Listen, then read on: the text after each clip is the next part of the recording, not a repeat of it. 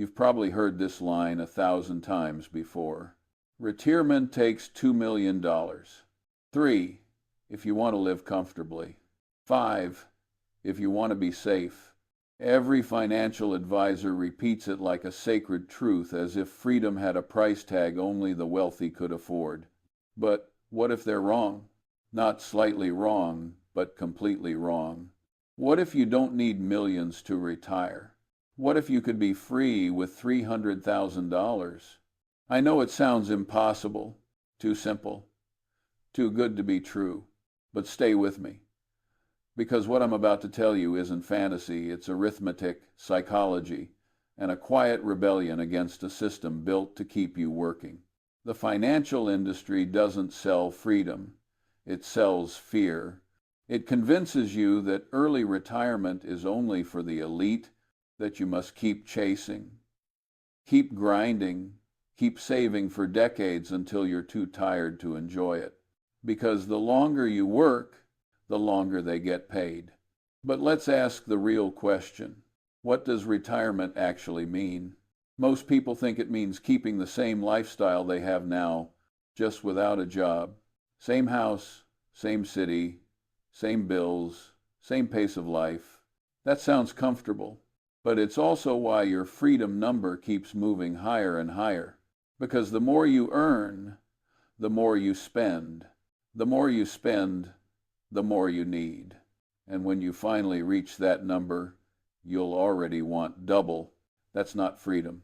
That's a treadmill, and most people die running on it. So let's redefine it. Retirement isn't about quitting work. It's about making work optional. Freedom isn't the ability to buy everything you want. It's waking up and realizing there's nothing on your calendar that you don't want to do. That's real freedom. And here's the truth they never say out loud. You don't need millions for that.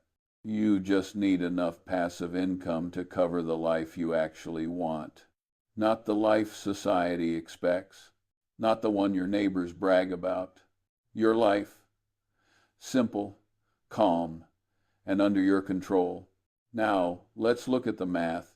$300,000 invested in conservative dividend stocks or low-cost index funds, earning around 4% a year, that's $12,000 annually. $1,000 a month. If you live in New York, San Francisco, or London, that sounds like poverty. But in Lisbon, Portugal, it's middle class. In Chiang Mai, Thailand, it's upper middle class. In Medellin, Colombia, it's a life of comfort, sunshine, and slow mornings with coffee. That $1,000 buys rent, fresh food, health care, and free time. The one thing you can't buy back once it's gone. The secret isn't to earn more. It's to need less.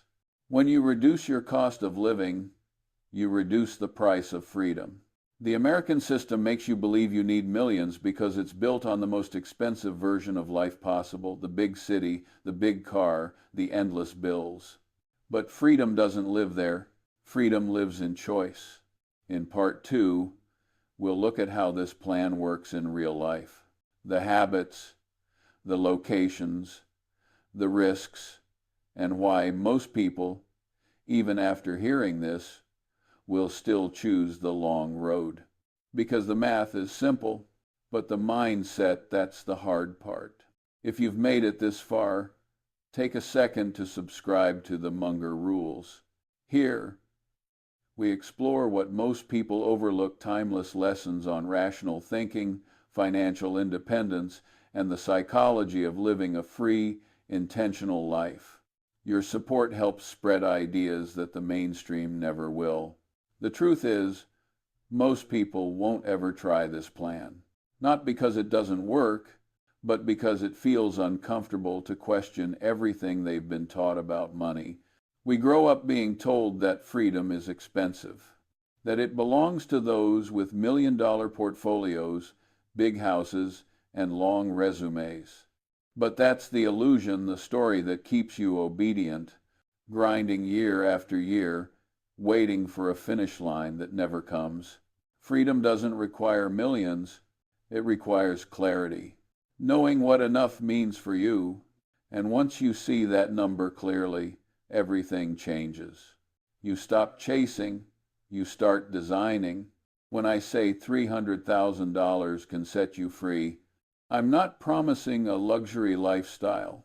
I'm talking about peace, the kind that lets you wake up without panic, spend your day how you choose, and fall asleep knowing your time is your own. That kind of peace doesn't come from wealth. It comes from structure.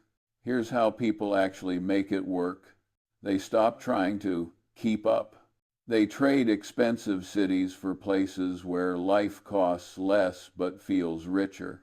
They move to Portugal or Thailand or Vietnam. They rent a clean apartment, eat real food, walk more, work less, and realize they don't miss the noise they left behind. $1,000 a month isn't much in Los Angeles, but in Lisbon, it buys a calm, comfortable life. In Chiang Mai, it's a life with sunlight, fresh markets, and time to breathe. In Medellin, it's a home with mountain air and mornings that never rush. The same amount of money, two completely different realities. But the real shift isn't geographic, it's psychological. When you stop defining success by your salary and start defining it by your control over time, you stop needing more. You start protecting what matters. You begin to ask better questions. How can I live well, not just live large? How can I design a life I don't need a vacation from? And that's when compounding finally works in your favor. Not just with money, but with peace, with health, with meaning. Of course, this isn't a fairy tale.